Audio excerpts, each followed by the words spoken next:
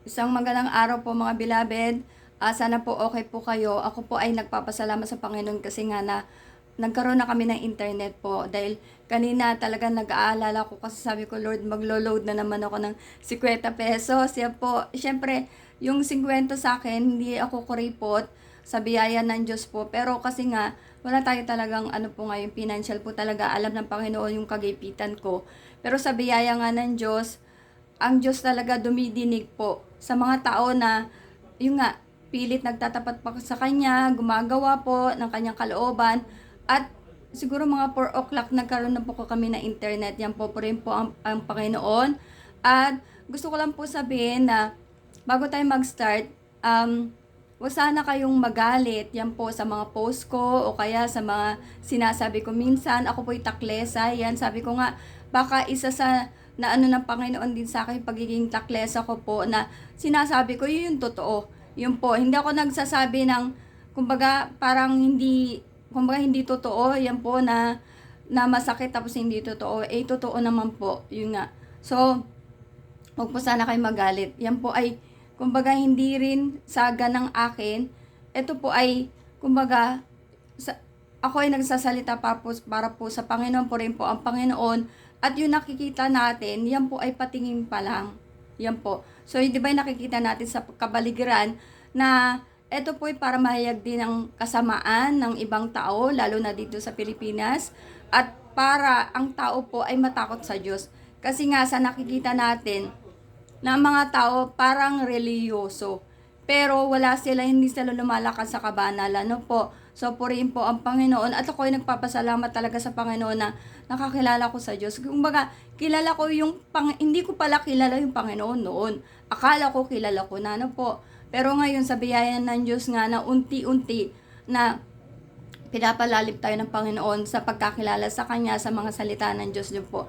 At hindi ko alam kung hanggang kailan ako mag-share po ng Kanyang mga salita. Sabi ko nga, yung una po, ang hudi at yung pinatigil na ng mahal na Apostle Jonathan Periol, na sa biyaya ng Diyos ako po ay nakapasa. Yan po sa pagsubok na binigay po sa akin ng Panginoon. At ito ay hindi ko alam. Siguro hanggat nakikita niya na ako po ay gumagawa, yan po, ginagawa ko at least pinakamabuti ko. Alam niya na marami kong kakulangan, pero kahit papano, hindi ako parang nagbaback out, yun po. So, purihin po ang Panginoon. Bago po tayo mag-start, tayo po muna yung manalangin. Glory to God. Panginoon, salamat po muli sa araw na ito. O Diyos, sa nakabit na wifi para sa iyong ambang lingkod. Salamat, O Diyos, sa patuloy mong kahabagan, sa iyong biyaya, pagpapala. Ingatan mo ang bawat isa, ang aming mga tagapakinig, taga-subaybay, O Diyos, patuloy mo silang ingatan, gabayan, pagpalain, O Diyos, anumang kanilang mga kailangan, Panginoon. Salamat po, Ama, buksan mo kanilang puso at isip sa patuloy na pakikinig na iyong mga katotohanan. Salamat po sa pangalan ni Jesus. Amen. At ngayon po, super iksi lang naman yung i-share ko po sa inyo. Ang title po natin, sino ang tiyak na kukunin po ng Panginoon? At sabi sa Hebrews 10:38 NLT, and my righteous ones will live by faith, but I will take no pleasure in anyone who turns away. So, syempre, yung mga righteous, yung mga holy, sabi ko nga, na lagi ko pinopost po, wala namang makakapasok ng langit na hindi po banal, na hindi po matuwid, yan po, na hindi gumawa ng kalooban ng Panginoon, no po. Purihin po ang Panginoon, at hindi niya, I will take no pleasure in anyone who turns away. So, sa mga duwag, sa mga tamad, yan po, sa mga takot, magkaloob, magbigay, maglingkod, lumapit sa Panginoon, tanggapin ng Panginoon, yan po rin po ang Panginoon. Sabi sa Luke 18:8, I tell you, He will grant justice to them quickly, but then the Son of Man returns, how many will He find on the earth who have faith? Okay, yun lang pa pala. Yan nga po, siya ay, alam natin na kawakasan na, darating na po ang Panginoon at kukunin niya yung mga nagtatapat po sa Kanya, yung Kanyang mga alagad po. Glory to God. At sino nga ba, sabi niya, how many will He find on the earth who have faith? Kasi sabi ko nga, di ba, napaka-importante po ng pananampalataya. Kung wala ka pananampalataya, yung sasampalataya ka pa lang na si Jesus ay anak ng Diyos na nabuhay ng mambuguli, di ba? Umakyat sa langit po. napakahirap paano ka makapasok ng langit. Yan, purihin po ang Panginoon. Sabi sa Acts 14:22 NLT, where they strengthen the believers, they encourage them to continue in the faith, reminding them that we must suffer many hardships to enter the kingdom of God. Kaya sa mga maalwan na paglilingkod po, hindi po yan ang kalooban ng Diyos, hindi po yan yung paglilingkod po na ina-accept po ng Panginoon. Kailangan nga po ay tayo po makihati or makisama sa sakripisyo po na ginawa ng Panginoon. Hindi ka magpapapako sa krus. Of course, isa lang yun dahil yung nga, kailangan walang kasalanan po eh. Pero yung tayo po ay magbata ng paglilingkod, yan. Kagaya nito, na ako po nagsishare ng, sa kabila ng aking kapansanan nga, na napakahirap po talaga sa akin. Yan, kung ano nyo lang, yung isang katawan ko, kaya yung pag ano ko nitong, hindi ako pwedeng straight kasi hindi ko nga kayang straight po yung body ko. So, na nagsishare ako ng salita ng Diyos, napakahirap. Yan po. Pero syempre, sumusunod po sa Panginoon, sa mga pastor, sa mga lingkod na patuloy na gumagawa po, yan, nagtatapat. Yung sufferings po ng Panginoon, na tayo po ay magmahal, yung nga, love God above all and love your neighbor as we love ourselves. Yun po yun. Na kung sino yung humingi ng tulong sa'yo, bigyan mo. Kung alam ng Diyos kung meron ka o wala, 'di ba? Kahit malang prayers, yan po kung kaya natin mag-pray. O kaya kahit mga lang tsinelas nga, magbigay ka ng tsinelas na mga lumang damit mo, 'di ba? Yan po. At saka yung mga gawain sa church yan. Hindi yung paglilingkod na yung gusto po natin na itinuro po ng mga maling katuruan po, ng mga maling mangangaral po. Na po, prayin po ang Panginoon. Sabi niya, hardships to enter the kingdom of God. So, yun yung mga papasok po. At bakit kukunin ng Panginoon ang kanyang mga alagad? Eto, Tagalog ko po babasahin. Saglit lang. Sabi sa Mateo 24:21, sapagkat sa panahong iyon, ang mga tao ay magdaranas ng matinding kapighatiang hindi pa nararanasan mula ng likhain ang sanlibutan hanggang sa ngayon at hindi na mararanasan pa kahit kailan. Purihin po ang Panginoon.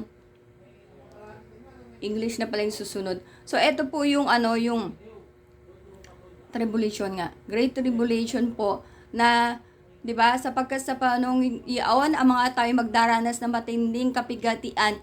Kaya yung mga bago mag-great tribulation, yung mga kukunin po ng Panginoong Hesus, yun po yung hindi masasama sa great tribulation. Kasi ngayon maiiwan pa.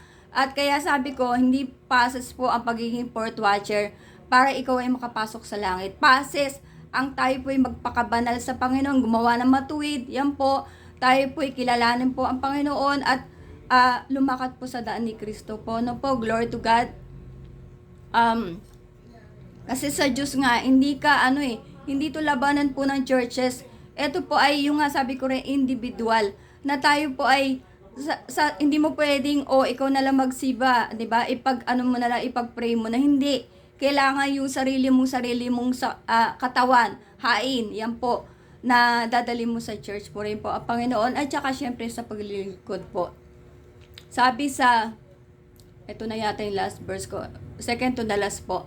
Sa 1 Thessalonians 5:9, for God did not appoint us to suffer wrath, but to receive salvation through our Lord Jesus Christ. Na sa mga kukunin nga, ang sabi niya, for God did not appoint us to suffer wrath, to receive salvation through our Lord Jesus Christ. Na hindi ka talaga, kumbaga hindi ka naman nakaano sa galit ng Panginoon, tumanggap ka ng kaligtasan, kagaya ko nga, at tayo po ay, syempre pag nagtapat ka nga hanggang sa huli, ano ba yan? Sino magtapat hanggang sa huli, siya ay maliligtas. Napupurihin po ang Panginoon. At sa 1 Corinthians 15:1-2 NIV. Now, brothers and sisters, I want to remind you of the gospel I preached to you, which you received and on which you have taken on your stand. By this gospel, you are saved. If you hold firmly to the word I preached to you, otherwise you have believed in vain. So, ako rin sa may mga nabautismuhan kasi po na siguro hindi nila naunawaan yung kanilang tinanggap sa part ko. Yan po. na ngayon ay wala sila sa church pero pinapag-ano ko pa rin sila. Sana nga maisa-isa ko silang i-message o sana napapanood nila ako yan po na sila makabalik po sa church na po. Purihin po ang Panginoon kasi hindi ko rin naman sila inakay dahil lang sa sarili ko kagustuhan dahil gusto ng Diyos na sila'y maligtas na po. Purihin po ang Panginoon at anong sabi dyan?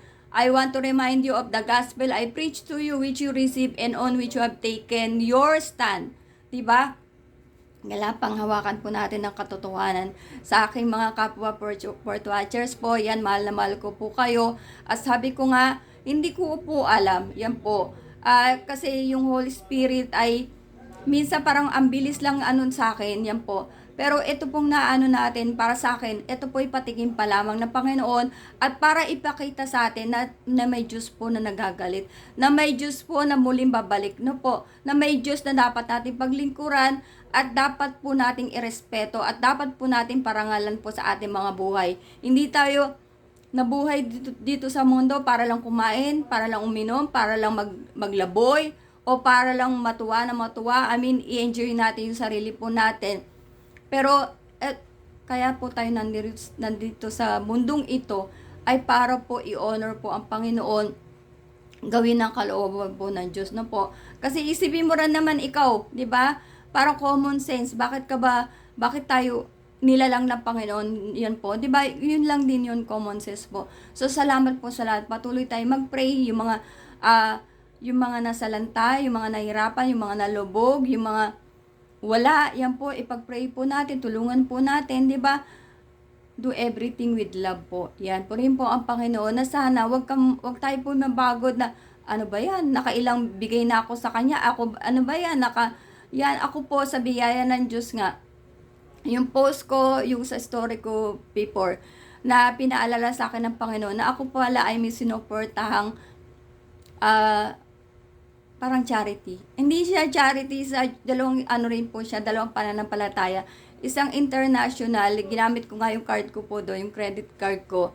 Pero nung maubos na, nung ako ay nagkaroon na ng problema na stop na yon. At yung nga po, I think nagme-message pa nga sila eh. At yung isa, hindi ko alam kung nasa tunay na pananampalataya kasama sa iglesia dahil paulit-ulit ko sinasabi, hindi lang po ang PMC Support Watch. Pero yung isa, na Pinoy, ay sigurado po, yun po ay bula ang mga ngaral. Yan po. So, pasensya na.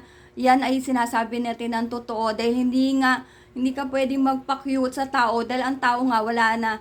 Yan po, wala nang pakinig. Hindi na sila ano sabi sa Bible, di ba? Hindi na nila yung mga aral ng katotohanan, yung tunay na aral po. Ang gusto nila, yung mga aral na gusto nila marinig. Yan po, di ba? Yung mga pagkita, yung mga ganyan, kumbaga hindi yung tunay na aral po. Yan, purihin po ang Panginoon. So, muli, yan po, tayo po'y magpanalanginan. No po, glory to God, at tayo po'y manalangin. Purihin po ang Panginoon. Salamat po, Ama, sa araw na ito. Ang aming patuloy na lalangin, O Diyos, na magpagaling ka na may sakit. Panginoon, patuloy mo kaming palakasin. O Diyos, ikaw po ang maglaan ng aming pangangailangan at sa aming mga kaibigan. O Diyos, na sana po sila, Panginoon, ay mabuksan ng puso't isip sa katotohanan. Huwag sila maligaw, Panginoon, sa dami ng bula mga ngaral, O Diyos. At nawa, O Diyos, sila'y maging mapanuri. At, Panginoon, na sana po, na kung sila'y tatanggap ng kaligtasan mula sa iyo, masasama sila sa iyong kukunin, O Diyos, sa muling pagbabalik ng aming Panginoong Hesus. Patuloy mo kaming gabayan, O Diyos, na kami maging matibay sa turot aral ng mga apostol, O Diyos. Salamat po, purihin ka sa pangalan ni Jesus. Amen.